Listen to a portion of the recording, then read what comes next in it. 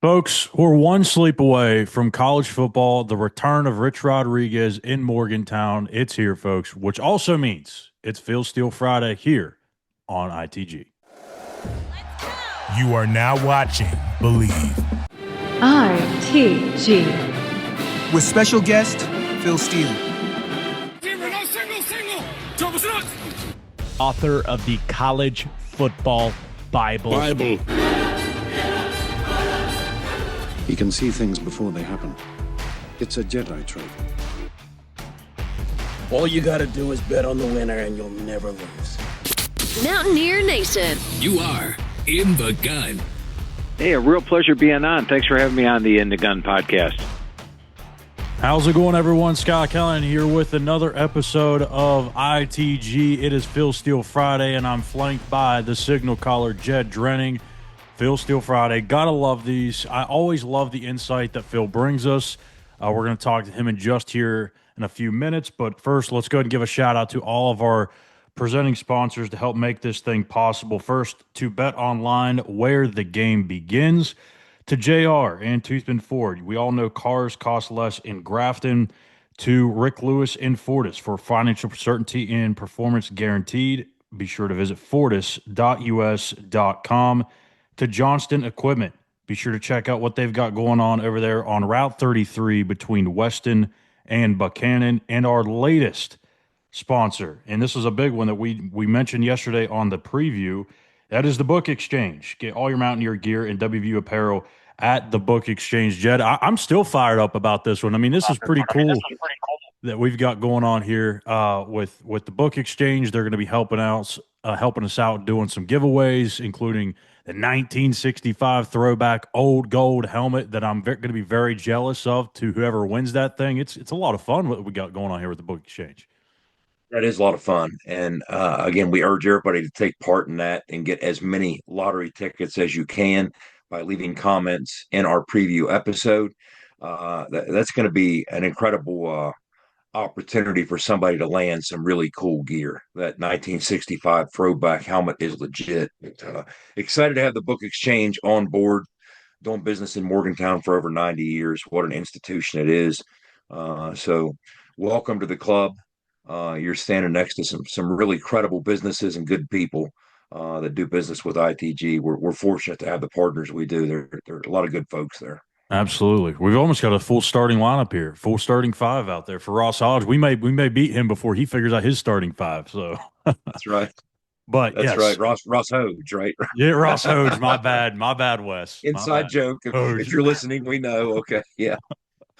Every time I hear his name, I'm never going to hear it any different now. But so, yeah, we got Phil Steele. He's going to be coming up here in just a second. But as always, if you don't know much about Phil Steele, we would like to kind of give you a little briefing, a little background on him before we bring him on for the first time of the year. And look, he's one of the most accurate. I wouldn't even say one of. He is the most accurate, especially nowadays with the way that he's kind of pushed his publishing date back in terms of his college football magazine previews. Does a great job getting to talk to a lot of different coaches. He talked to Rich Rod earlier this offseason, and I gotta give him a lot of credit, man. I mean, that's a lot of working hours, but also to try and remember everything that was said to him and make sure that he's got all the right names in there, because these kids are flying all over the place, hitting the portal even after the spring. I mean, West Virginia added how many guys in the month of August? So obviously he can't get those guys into the preview, but tip of the hat to him. I don't know how he does it. He can make those changes online, so he's nimble enough to do that. That's obviously, true. Yeah. And you know his process. He speaks. He tries to speak to every coach, and one of the things that's changed in his timeline with the modern way of doing business with the portal and all these changes is he used to spread these things out through the spring, his coach interviews, but now he jams nearly all of them into the month of May. And think about that. He's interviewing nearly every coach, not quite, but nearly every FBS coach in the month of May. And then what he does is he gives the coach a copy of his notes from their conversation, said, hey, does this look right? And then he doubles back with the coach after the coach has a chance to check it and say, yep, we're good to go. So it's very thorough. It's vetted. He puts the work in. And look, nobody is 100% with anything they do in terms of projections. thank goodness, because he picked West Virginia last, right? But you do know if something's coming from Phil, it's well thought out. And Yeah. there's like we asked him, Schuyler, we had him on this summer and said, okay, out of all the handful of teams, that cluster of teams that everybody's picking toward the bottom of the Big 12, why'd you pick us dead last? And his answer was pretty simple. He's like, yeah, there's uncertainty, but other teams have uncertainty. I get that. It's your schedule. You guys kind of got screwed with the schedule. Out of all those teams, you have the toughest schedule. You have one of the tougher schedules in the Big 12. And I walked away almost thinking, like, he said that Cincinnati was kind of his dark horse if he had to pick one in the Big 12. He said, look, I don't know if anybody in the Big 12 will surprise you or not, but my candidate for somebody who might be able to do so would be Cincinnati because of their schedule. So I Yeah. walked away thinking, man, if we had Cincinnati's schedule, Phil might pick West Virginia as the dark horse. But Yeah. so it's irrespective of whether you like or don't like what he says, at least he has thought into it. And he's not just throwing numbers at a wall and hope some stick. So Well, that's what we appreciate about Phil. I love it because I'm very transparent with my predictions on our website on SI, and I love when people give you their genuine opinion versus just what you want to hear, because then if a big game does come up and we're sitting here talking about it and I'm just always saying, or Phil's always saying West Virginia, West Virginia, West Virginia, then you don't really truly know what they feel. And Right. I feel like that's not doing justice to what we're supposed to be doing here. So I love it. It's going to be a lot of fun. And we'll see his thoughts. Like you said, he's already picked West Virginia last. We've already got the explanation for it. But I've got a good question for him at the end. At least I think it's good. I don't know. We'll see. To see what he thinks about Rich Rod this year as a whole and maybe beyond beyond 2025. So, Of course, what will be conspicuously absent since we dropped this on Friday, it's Phil Steele Friday. yeah. Last night, there were 4 Big 12 games played. We don't have a time machine because Yeah. we're taping on Thursday, so we can't give you our thoughts on that. But you have Jack State at UCF. I'm very eager to see Clint That'll be Trickett interesting. running the offense down there at Jack State for the first time against the Golden Knights. You got UT Martin, the Skyhawks on the road at We'll see them. Oklahoma State.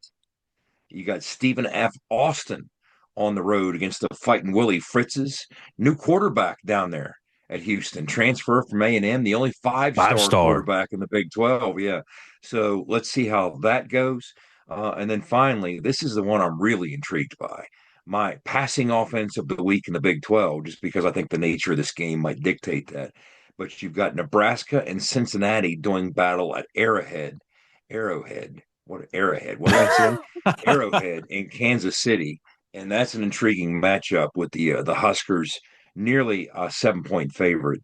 So I want to see how that goes. So 4 games were played last night. You know more than we do, literally, by the time you're watching this, because the outcomes have been determined. But Phil won't be talking about those, but we'll be diving into the rest. We'll be talking about some of the key top 25 matchups, all the Big 12 matchups to be played this weekend, and I'm looking forward to it. Yeah, I'm maybe we should have put a wager on here. I mean, obviously I know school started, but maybe we should put one on here where does Rich get another guy on the roster before they finish that end zone on the Nebraska side of Arrowhead Stadium? Yeah. Oh my gosh, that thing looks and I saw the cleaned up version and it's still a little faded in the background. You can still see the Chiefs logo. So I said in the preview, you remember the old commercials, the chefs? yeah, For the field crew on the you need that guy back at for Arrowhead. real. I mean, that chef sign looked pretty good in the end zone compared to this, but yeah. Yeah, and look, I'm intrigued with that Jack State UCF game too, because and I've been maybe a little too brutal on UCF this offseason, but I'm telling you, they don't win this game against Jack State, it's going to get really, really tough for them moving forward. I don't see very many wins on their schedule. So, but we'll go ahead and get to a quick break here, and on the other side, we'll get to the man of the hour, that is Phil Steele, who gives us his thoughts on the biggest matchups in college football, the Big 12, and, of course, on this week's matchup between West Virginia and Robert Morris. Stay here. We'll be back with Phil Steele on ITG. For nearly 20 years, Fortis has been the nation's leader in providing guaranteed roof performance programs for commercial buildings. Fortis offers roof performance solutions that feature extensive initial and ongoing reconditioning for commercial buildings as an alternative to traditional replacement, with long-term performance guarantees that are backed by global leader Lloyd's of London. Fortis offers a comprehensive range of roof performance management programs that provide financial security, extend the life of our customers' roofs, and make a significant impact on ROI. Fortis is currently improving performance and increasing ROI for customers at more than 4,800 locations, with more than 140 million square feet protected, including many Fortune 500 companies that have turned to Fortis to save money, gain financial certainty, and extend the life of their existing roofs. Fortis has helped customers save more than $520 million in capital roof replacement costs for an average ROI of over 250%. To learn more, visit fortis.us.com. Fortis, roof performance and financial certainty guaranteed. Nobody supports the blue and gold Mountaineers like Toothman Ford. With over 20 NIL deals and counting, Toothman Ford continues to rally behind our student athletes. And it's time we rally and support the dealer that supports the Mountaineers. Not only does Toothman Ford offer the best prices in the state on pre-owned, their never over MSRP campaign on new Fords guaranteed to save you thousands. Drive with pride all season long, knowing you're supporting the dealer that fuels our Mountaineers. Toothman Ford, where cars cost less, in Grafton and at toothmanford.com. Welcome back to In the Gun. I'm Schuyler Callihan, and that's Jed Drenning, and this is Phil Steele Friday, year number 3. And I got to say, Jed, if you would have told me we would have got a couple of shows of Phil, I would have been jumping for joy. Now that we've had about to enter our 3rd full season with Phil, I'm smiling from ear to ear. And I mean, I might be maybe blowing smoke in Phil's direction, but I don't care. It's just a lot of fun. I love getting to know more about these games around college football. It's a lot of fun. Phil, welcome back to another episode, another season here with us. And if you have anything that you want to promote out there for the website, go ahead and do so as you please. Yeah, I really appreciate that, and it's been a real pleasure being on the show with you guys. 3 years already, huh? It seems like we've been doing it 4 or 5 years. It seems like a regular routine. But the website right now, I have got the Phil Steele Plus Tour with selections. You get 3 selections, 2 quick hitters. That's up right now, absolutely free. Just go to philsteele.com, and there still is time to get the magazine this year. It's only available at Barnes & Noble and Books A Million, are the only 2 brick and mortars, but 360 pages. It's like getting 136 media guides rolled into one, 2 full pages on every team.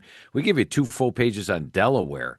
That's up right now at Barnes & Noble, Books A Million. And by the way, this week, West Virginia is playing Robert Morris. If you want to get 2 full pages on Robert Morris and 2 full pages on every FCS team, that digital FCS magazine's up and available at philsteele.com.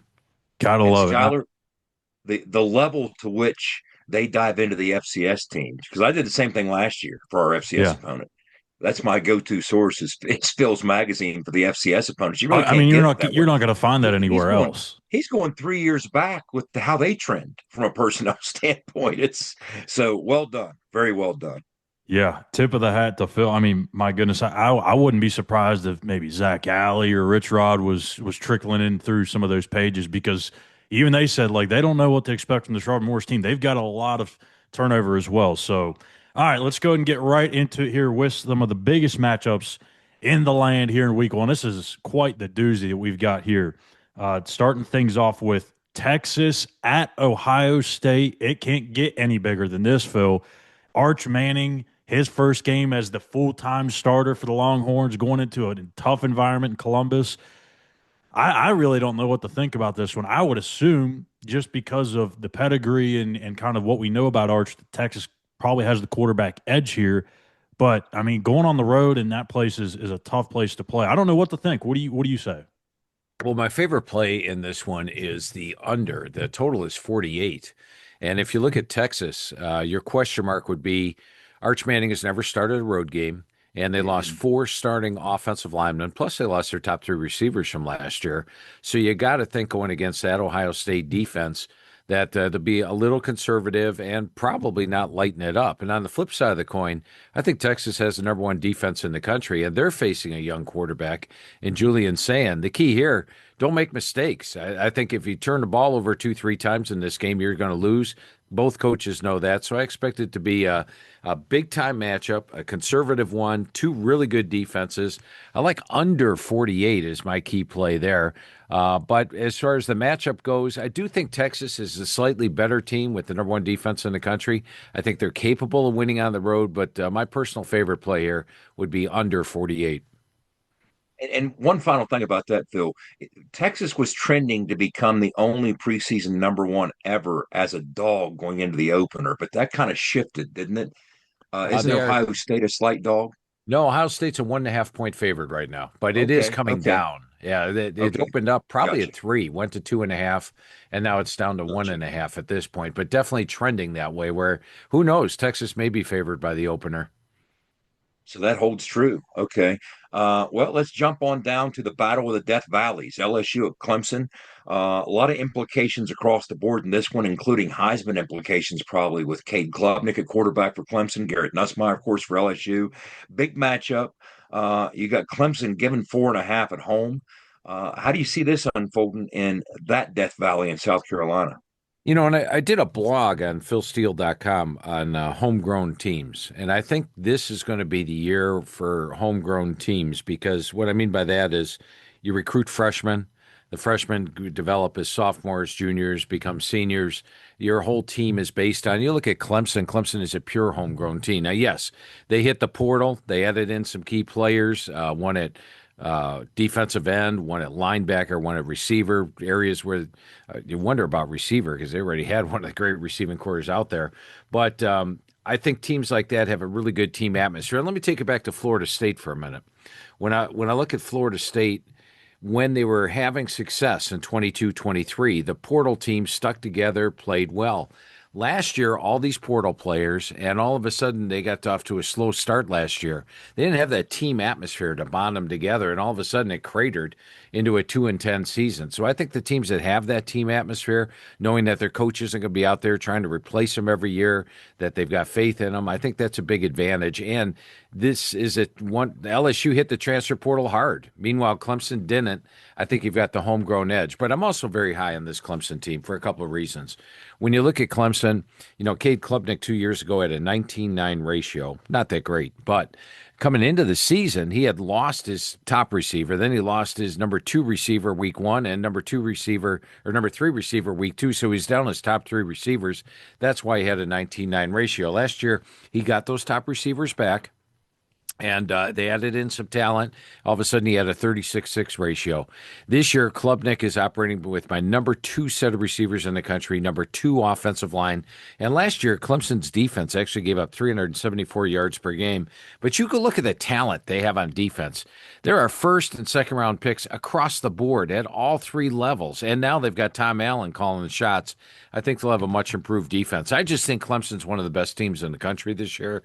They're at home. They're in Death Valley.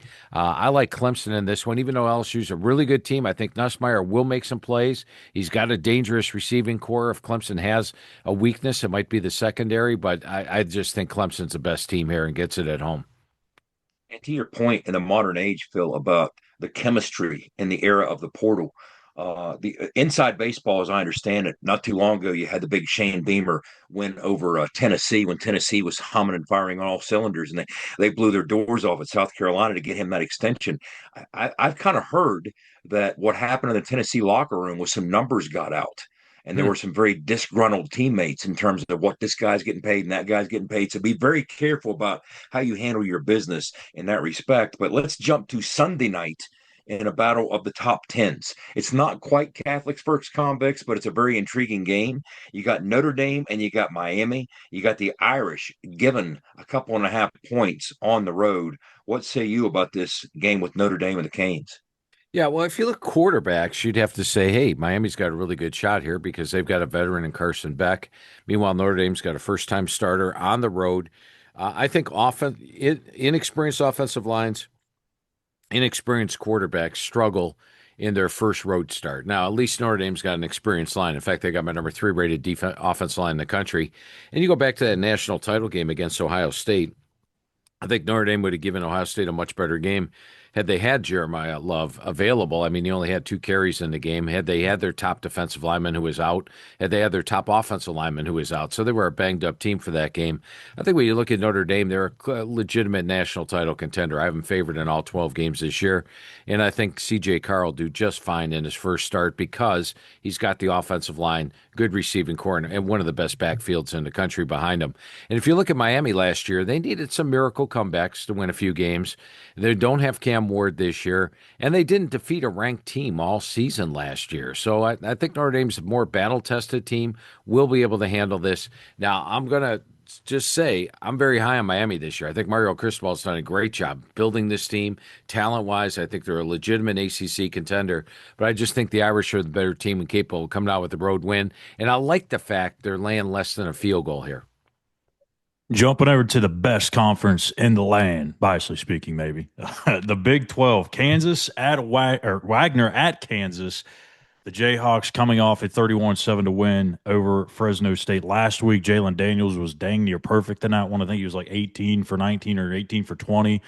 This is a huge opportunity, obviously, for them to get better, kind of clean some more things up before they get Missouri next week. I don't think we need to ask you who's going to win the game here, Phil, but what do you think about the spread? Yeah, I'm bullish on Kansas this year because I'll tell you, in the offseason, when I looked at Kansas, I thought after going through the team with Coach Leipold last year that they might struggle because they had so many seniors on last year's squad. But then after going through the team with Coach Leipold this year, I said, hey, they've got some talent, and Jalen Daniels is there. And the thing I really like is the enthusiasm with their new home stadium. I mean, last year they had a play in Arrowhead. They played at a soccer stadium. Now they're at home. They blew out Fresno in the opener. I think they keep the momentum going here. I would lay the points. Wagner's a somewhat inexperienced team this year, and I've got Kansas winning this one by a comfortable margin. So I'm going to lay the points with Kansas in that one. Let's continue with these Friday night matchups, Phil. There's three of them, and you have one that really intrigues me as well. Auburn on the road, McLean Stadium in Waco against Baylor. Auburn, slight favorite in this one. This matchup intrigues me on a lot of levels. You got Hugh Freeze. You got DJ Durkin on the defensive side for Auburn. Meanwhile, over at Baylor, you got Dave Aranda dialing things up defensively for the Bears, and Jake Spavital. I would argue at the end of last year, they might have been playing the best football in the entire Big 12. This is a big game for both teams in Waco. What do you see playing out with this one? Yeah, huge game for both teams. And you look at Auburn, they've got a quarterback in Jackson Arnold this year who struggled at times at Oklahoma. But at Oklahoma last year, he had 0 returning starters on the offensive line. And like Cade Klubnik, he was down as top 5 receivers at one point due to injury. This year, Jackson Arnold's working with my number 12 rated offensive line and my number 6 set of receivers in the country. So he should have a much better year. They've got talent across the board. Keldrick Falk at defensive end, NFL prospect. Can Lee, NFL prospect at cornerback. So it's a very talented Auburn team, and one that last year I had on my most improved list, and I thought that they would be a much improved team, and they actually were. If you look at them statistically, they went from minus 45 yards per game in SEC play to plus 62 yards in SEC play. You wonder how they finished with the 5-7 record, and the reason was turnovers. If they cut down the turnovers, they are dangerous. But I think you hit it on the head, Jed. I really like this Baylor team this year. Baylor last year ran the ball well. They have one of the better quarterbacks, I feel, in the Big 12 in Sawyer Robinson. I wish Dawson Pendergrass was available because I thought he and Washington were a dynamic combo last year. Now they're going to have to find somebody to blend with Washington, but he's back. It's a veteran Baylor team, and they were one of the top teams in the Big 12 down the stretch. I think Baylor can get this one at home. Should be a good game. My computer likes Baylor in this one, so I'm going to go with them. This is a really underrated matchup here, Phil. Georgia Tech at Colorado. There's so much buzz around Colorado still, even after Shedeur Sanders and Travis Hunter are gone. Now it's, who are they going to fill these guys with? Do they take a step back? We just heard Caden Salter was named a starter just the other day. Haynes King, though, on the other hand, he may be one of the better quarterbacks that nobody talks about. He had a massive improvement last year, almost 73% completion percentage. So Georgia Tech, favored on the road here. Is this a good play to go with the Yellow Jackets? Yeah, I like Georgia Tech here. When you look at the last 2 years, going over the team with Coach Key, and then I look at the schedule, I'm like, Damn, that's a schedule. It's ridiculous for Georgia Tech. Now, this year, Georgia Tech's schedule is number 42 in the country. Very manageable. I think they're a legitimate ACC contender. I think there's 4 teams right at the top there. Clemson, in my mind, is the clear-cut favorite. Then it's between SMU, Miami, and Georgia Tech for that other spot. Haynes King, but also Jamal Haynes, a running back. The offensive line, Brent Key knows offensive line. They're good there. And he's been improving that defense. You go back to his first year, they gave up 5.4 yards per carry. You can't win a lot of games doing that. The second year, they gave up 4.1 yards per carry, and I think they're better this year. His thing is to get as big as they could up front, and they're also as deep on the D-line as they've been. So this is more of a play on Georgia Tech. I think Colorado's down. I don't think Colorado's down a ton, but they are down from last year. So I think Georgia Tech's capable of going on the road and getting the win. I had them a 7-point favorite in this game, so I would play Georgia Tech. Phil, let's head to Ames. They're trying to pack the jack. Not all FCS programs we know, of course, are created equally, and South Dakota is one of the better ones. And you got Iowa State bouncing back, trying to come back and build on the momentum they seized in that win over K-State on the road. That's a lot of travel. That's a big win. Is there going to be a bit of a hangover? Do you see hiccups early on in this game before they find a way to battle their way through those problems and separate, or is this going to be smooth sailing against a good South Dakota team? No, I'm expecting a battle here. But, you go back to last year when Iowa State played an FCS team. They played North Dakota, and while they won the game 21-3, they were actually out first down 20-18. They had 3 big plays that got them touchdowns. A far from dominant game. And I talked to both Coach Campbell and Coach Kleiman about the trip, about the hangover, and I talked to Coach Key about it as well.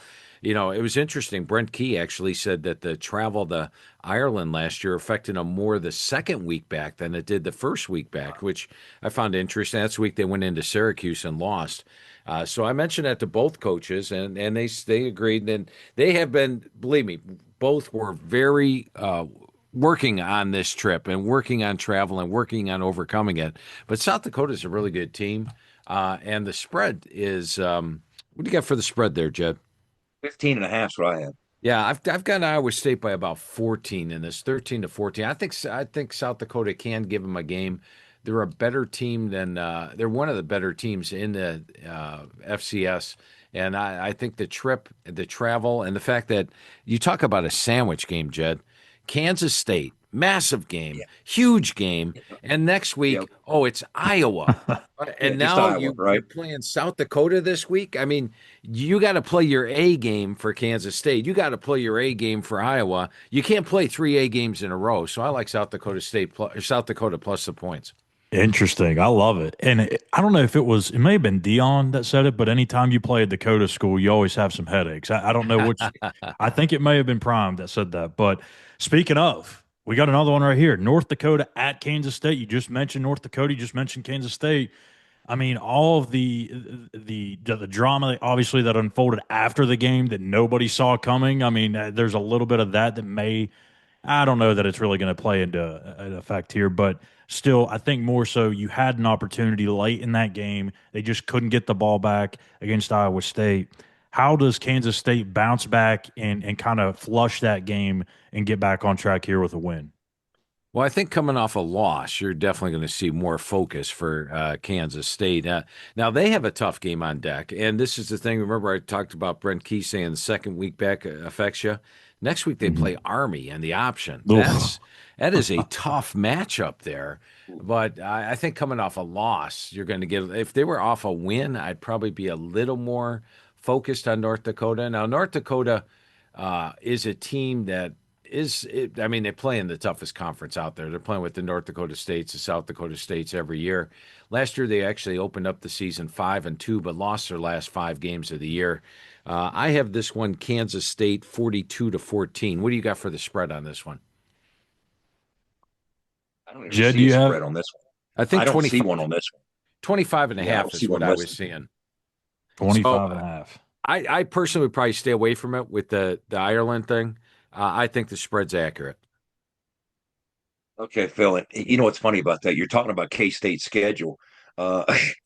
you have two teams back to back that are the last two teams AD should be scheduling in non-conference games, right? You got it's not quite Right. North Dakota State, but don't mess with Dakota and don't mess with Army. But let's jump ahead to Arkansas Pine Bluff. We were admiring their logo this week on the show.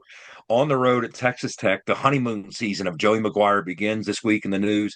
Baron Morton buying 150 acres of land with his NIL money to do some hunting and fishing on I down in love it. Texas. But what do you see playing out as the Red Raiders, with all this hype and all this NIL progress in the offseason, take the field for the first time in 2025? Well, Chris, who he puts out FCS plays on my Phil Steele Plus tour on Fridays, did an incredible job last year.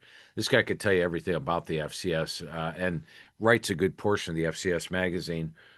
He asked me, he said, Phil, what's the line on that Texas Tech game? And I said, it's like 50 something. He's like, I'd still take Texas Tech. He goes, the thing you mentioned about the logo for Arkansas Pine Bluff, that might be the best thing about them. They are a weak team and they generally get blown out a lot. Texas Tech's got all this talent. How do you lay 50 points in a game? But it could easily see this thing go like 77-0. So if you're going to play it, I would take Texas Tech in this one. So what Phil is saying is I'm going to be the winner on this week's picks that we made yesterday because I picked Texas Tech to score the most points in the Big 12. So yeah, maybe that's a good call. Good call, Schuyler. So let's go to Portland State at BYU. I feel like Portland State can kind of be a little sneaky too. And hey, Bear Bachmeier starting at quarterback. You got to love that jersey number 47. I don't know how many quarterbacks out there even wear above number 19 anymore, but we've got number 47 here for BYU. Think we're going to get some answers as to kind of where BYU is. I think there's been so much talk about the quarterback position. Where do you feel like the Cougars are this year, and can they kind of hang around even with the true freshman quarterback in the Big 12? Oh, absolutely. And in fact, let's go back and take a look at Jake Retzlaff last year. I thought he had a couple of really good games, but he had a couple of pretty iffy games too. And you look look at his stats for the season. He hit 57.9% of his passes with 20 touchdowns and 12 interceptions. Now, if you tell me at the end of the year Bear Bachmeier hits a higher percentage with a better ratio, I wouldn't be surprised. So I don't think that the Jake Retzlaff loss, and I don't think Jake Retzlaff going to Tulane really upgrades Tulane at all. They had 3 veteran quarterbacks already, and I was not a huge Jake Retzlaff fan to begin with. So I think when you look at BYU, they're a team that's going to be just fine. I think had they had Retzlaff, everybody would have had them picked higher in the Big 12 this year. So they're probably an under-the-radar team. And since you have that new quarterback coming in, you got to gain them some confidence. I do think BYU rolls. And if you look at Portland State, last year they were just 2-8 or 3-8 for the year. Got blown out by Washington State 70-30. Weber State beat them 43-16. Boise beat them by 42. So I got BYU winning this one 55-10. Phil, real quick, as we wind down here, 3 or 4 more left in the Big 12 outside of West Virginia. Northern Arizona at Arizona State. Arizona State with Kenny Dillingham just strikes me as a program that takes care of its business, takes all things seriously. They're not going to sleepwalk. They're going to respect all opponents. What do you see playing out here? Yeah, it should be a pretty comfortable win for Arizona State right out of the box. The main thing I'm going to watch in this game is Kane Udo, the running back. How does he step into the large shoes of Cam Scadaboo? Now, he is a guy that rushed for over 1,000 yards at Army, but that's a different offense, different running schemes. I want to see how he fits in with the Arizona State running schemes. They have Sam Leavitt back. They are one of the more talented teams. The only reason I didn't pick Arizona State at the very top of the conference was the fact that they have 3 road games against 3 of the top teams in the conference. They have to play Baylor on the road, Utah on the road, and Iowa State on the road, and I've got them an underdog in all 3 games. So I think it's going to be tough to get back to the Big 12 title game, despite the fact they're one of the most experienced. This game, the spread's 29.5. I had them winning by 30 in the newsletter. I've got actually all 97 games picked in Inside the Press Box this week. We went 4-0 in the FBS versus FBS games last week. I had it 44-14, so this is one that I think Arizona State wins comfortably. This might not be quite reaching sicko mode yet, but I think it's kind of an interesting game here. Hawaii at Arizona at 10:30 at night. Hawaii obviously coming off that win over Stanford last week. Arizona kind of don't really know what they're going to be about this year. They obviously still have Noah Fafita, but they have to replace Ted McMillan and a bunch of other people. I don't know where you kind of land on this, Phil. I mean, do you just kind of go with the home edge here and Hawaii kind of coming off that emotional high last week? Yeah, I was a little surprised that the line is as high as it is in this game at 17.5. I like it. I like Arizona. I think, when you look at Brent Brennan, last year he was in a really tough situation. He took over late. Jed Fish pulled a lot of players off of Arizona, not only the players from the team, but also a lot of the recruits as well. He still opened up well. They opened up 3-1 on the season, and then that tough loss to Texas Tech, a game they could easily have won. They had the tough loss. Well, the West Virginia game, West Virginia dominated early. I can't say that. Other than that, they weren't that competitive. Now, I think when you look at the receiving core this year, it's not just one guy. They're more balanced this year. Last year was basically McMillan, and there was nobody else. This year they've got Chris Hunter. They add in Chris Hudson from Washington State, Luke Weissong from New Mexico. Waitley comes in. They've got a bunch of players, and I think it'll be a more balanced attack. And I think Fafita might be more effective because teams knew he was going to throw to McMillan last year. So this will be an improved Arizona team.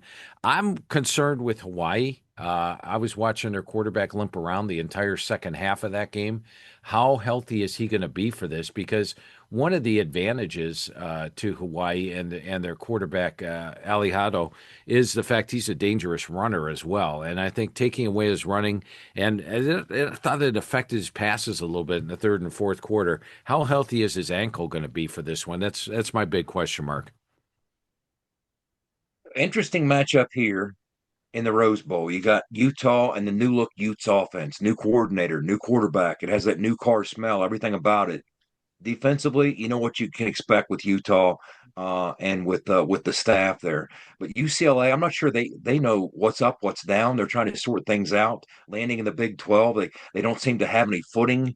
Every time you turn around, there's change there. What do you see playing out with it? I see the Utes given 5.5. What do you see playing out here in the Rose Bowl, Phil? Yeah, I like Utah. I do think, if you look a little closer at UCLA last year, yeah, it was Deshaun Foster's first year. He stepped into a tough situation. He had a very inexperienced team. Then they played Indiana playoffs, LSU, really good team in Death Valley, Oregon playoffs, Penn State playoffs, and then they lost a close one at home to Minnesota, a game they probably should have won, opened up the season 1-5. After that, they knocked off Rutgers on the road, knocked off Nebraska on the road, beat Iowa at home, which really surprised me. UCLA didn't run the ball all year, and they ran the ball down Iowa's throat. And, Phil Parker is one of the best defense coordinators out there. They ran for 211 yards on Iowa. They lost at Washington, lost a close one to USC, and then beat Fresno. So I think they're better than most folks think they are. They did bring in Nico Iamaleava coming over from Tennessee.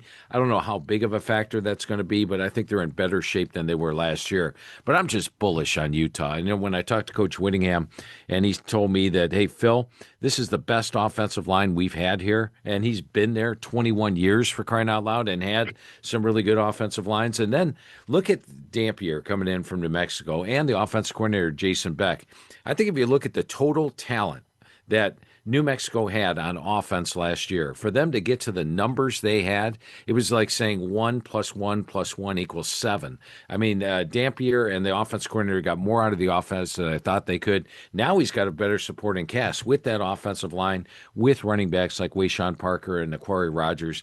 I think Utah's a legitimate playoff contender this year. They are my number 4 surprise team in the country and number 2 most improved team.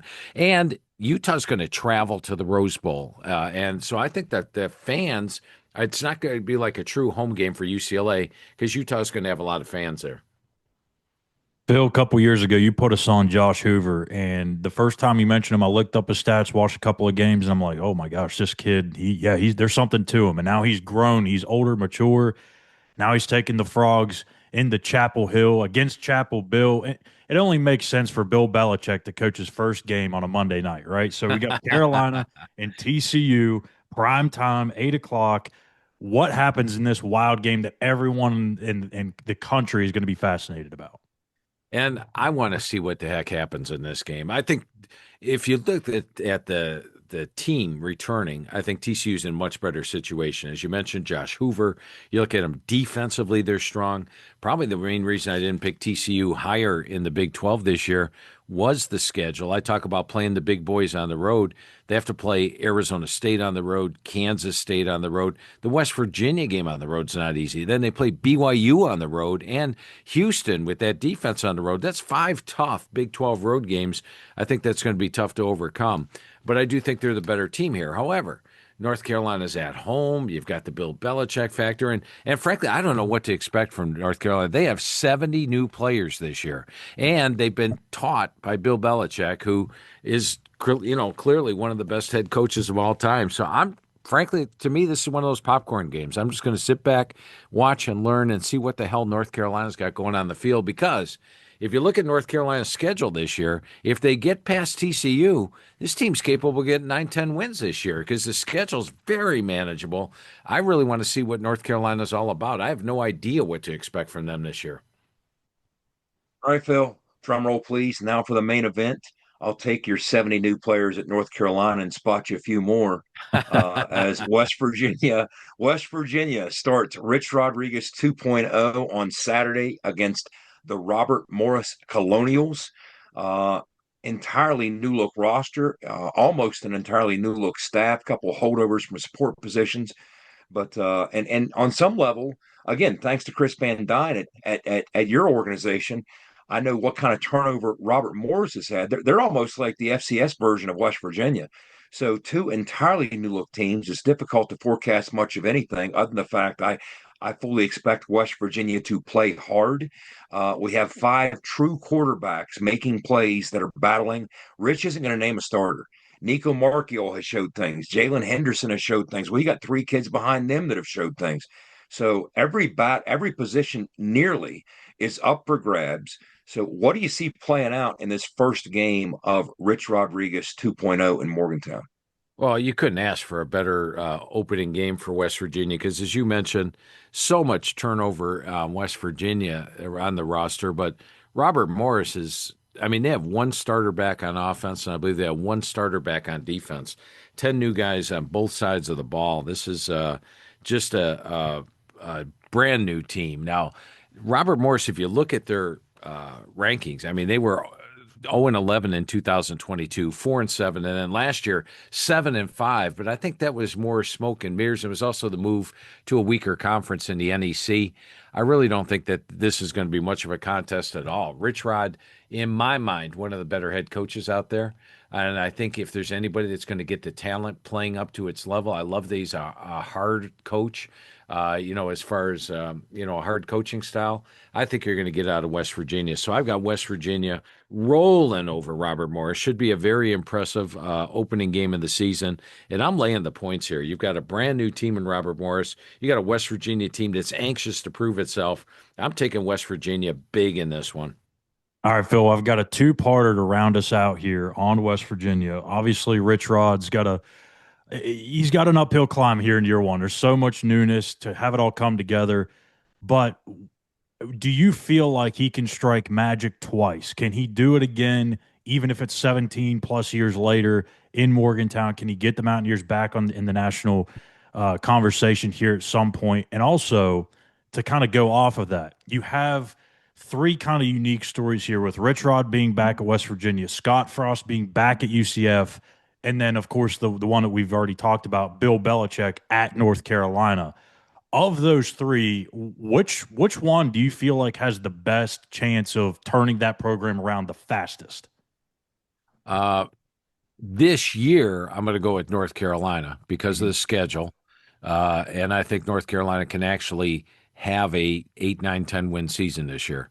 West Virginia and UCF, I think, are in a little bit of rebuilding mode. But as far as turning the program around overall, I'm going to go with Rich Rod. We don't know how long Bill Belichick's going to be at North Carolina. And I think Rich Rod committed.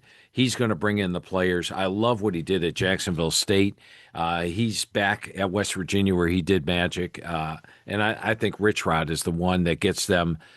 Let's say 3 years from now, West Virginia will have the best record. This year it'll be North Carolina, but 3 years from now, I'm going to go with West Virginia. And Scott Frost going to UCF, We saw Scott Frost at Nebraska, and I had a lot of questions with that.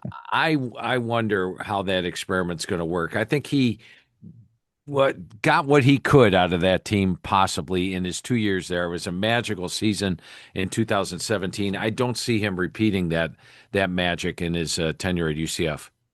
Do you think that the magic is possible for Rich Rod again? In this, obviously, it's a different conference, different era, but is it possible for West Virginia to get back to where they were? Oh, absolutely. Yeah, especially in the Big 12. We proved that last year. I mean, what does it take to win the Big 12? You go from last to first in a heartbeat. Oh, yeah. The Big 12 is so balanced. Win your close games, and boom, you're right there. So not this year. I think that this year the schedule's too tough. There's way too much turnover. But once Rich Rod gets this thing rolling, yeah, they're a Big 12 title contender on a yearly basis. There you got it. From Phil Steele, Mountaineers are coming, baby. Everyone buckle up. So that's going to do it for our first edition of year 3 with Phil Steele on Phil Friday. Phil, we can't thank you enough for being a part of this and helping us out with our picks throughout the week. Truly appreciate it. It's great to have you back on the show. Yeah, a lot of fun chatting with you guys every week. Look forward to doing this every single week during the course of the season. And we'll see. Well, it should be I've got it 51-10 for the opener. Let's see how close that is. There we go. I love it. We'll do it again next week. Take care, Phil. All right, have a good one, guys. When the sun's just rising and the work won't wait, you need the equipment that works just as hard as you do. Johnson Equipment delivers power, performance, and reliability day in, day out. Whether you're plowing fields, hauling loads, or planting the future, our tractors are built to take it and then some. Strong, reliable, ready. 0% financing available for up to 84 months on select models. Johnson Equipment, farming made easy. Get all your Mountaineer gear in WVU apparel at the Book Exchange. They're the locally owned and operated retailer with more than 90 years of selling everything you need for game day and everything else you need to show you're the ultimate WVU fan. Shop at their 2 locations at downtown Morgantown or Evansdale on Pattison Drive or online at bookexchangewv.com. We are back here on In the Gun. It's Schuyler Callihan, Jed Drenning, and as always on these Phil Steele Fridays, we got a little ITG handicapping that we're about to go through here. Jed's going to give some prop bets that we make up. You're not going to find these at Wheeling Island Casino or Rivers or wherever that you may bet, but maybe we got to get that part of the business going, Jed. We got to get a sports book going. I don't know all the legalities of that. But that'd be a lot of fun. There's a bunch of legalities. Trust me. Yeah. The house for always somebody wins. else. Yeah. So I try to make up for, as Jed alluded to the other day on the preview. I didn't do so hot last year on the Big 12 picks, but I usually do okay on these. So let's see if I can build on some momentum last year. What do you got for us here, Jedediah? Yeah, of course, my day job makes this for entertainment purposes only, and it'll stay that way. The houses are for others to partake in. We just do this for fun. But Phil made me change one of our prop bets. Oh, and what do you have to say there? Okay, so let's look at prop bet number 1. This is pretty simple. These are really 3 kind of over unders. Well, at least 2 plus the other one kind of is.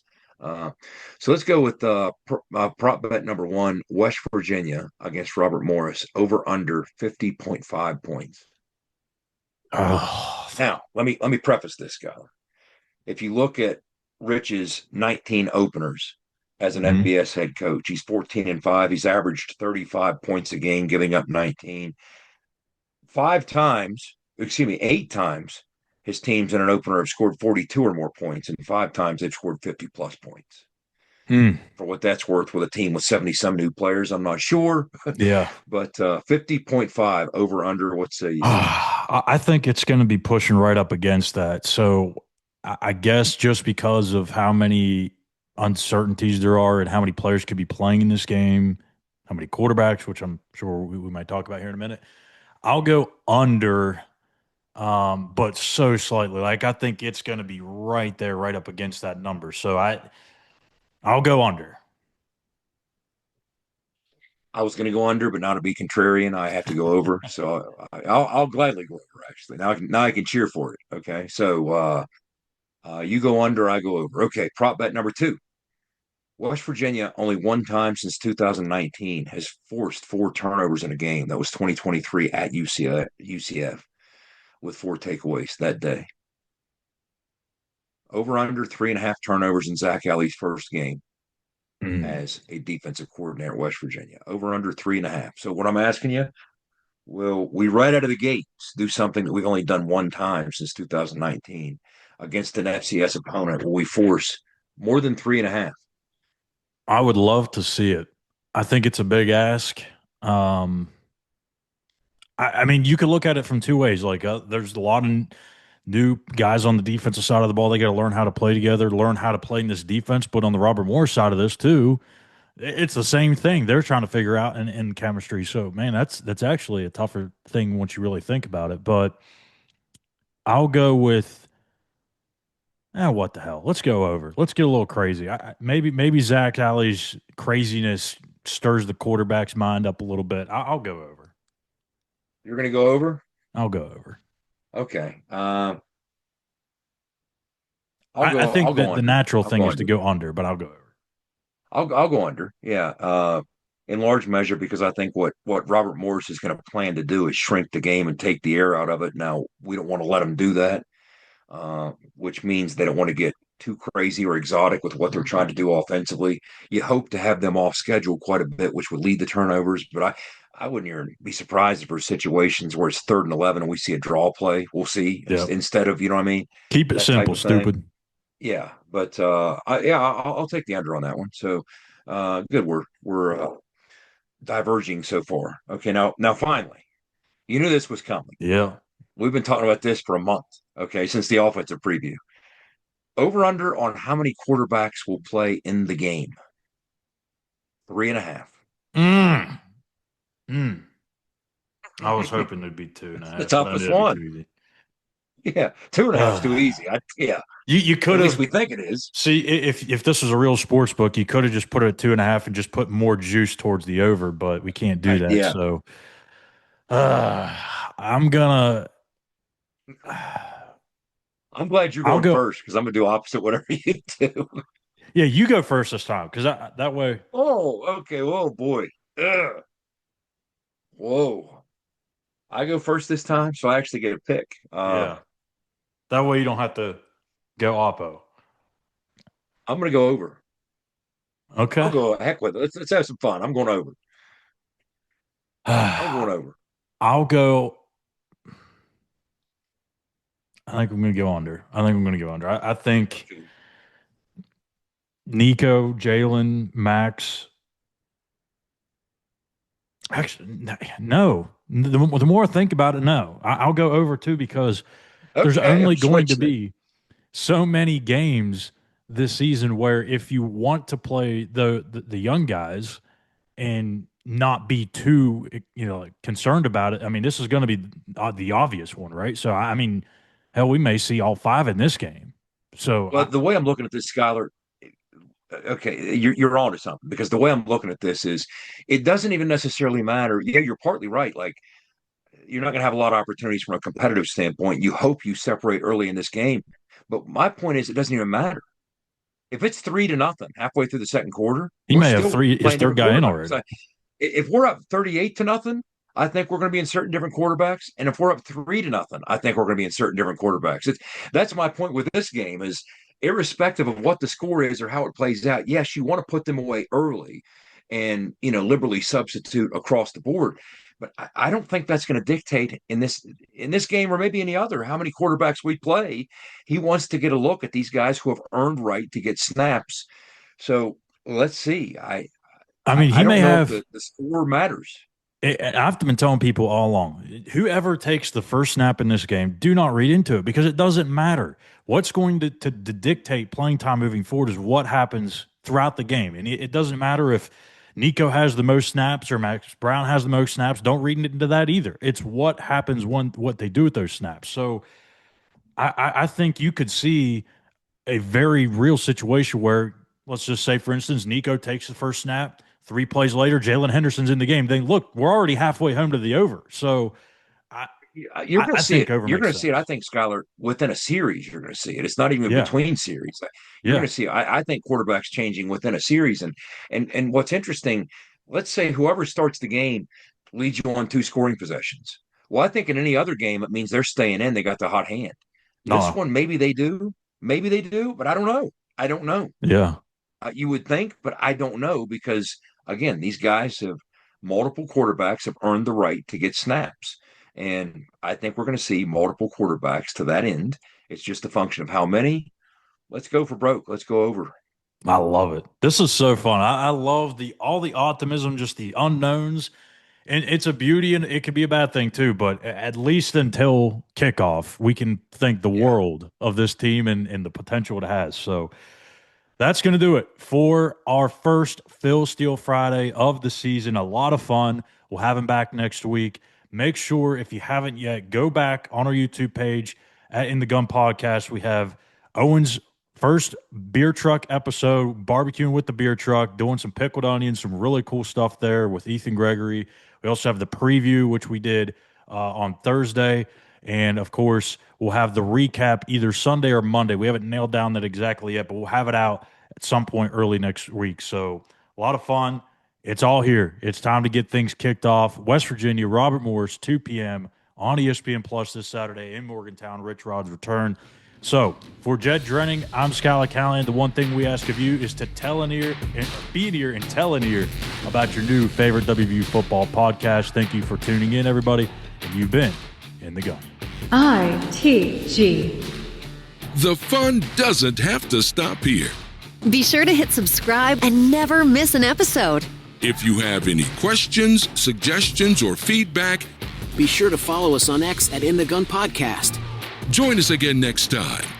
Until then, tell an ear to tell an ear about your new favorite WVU football podcast.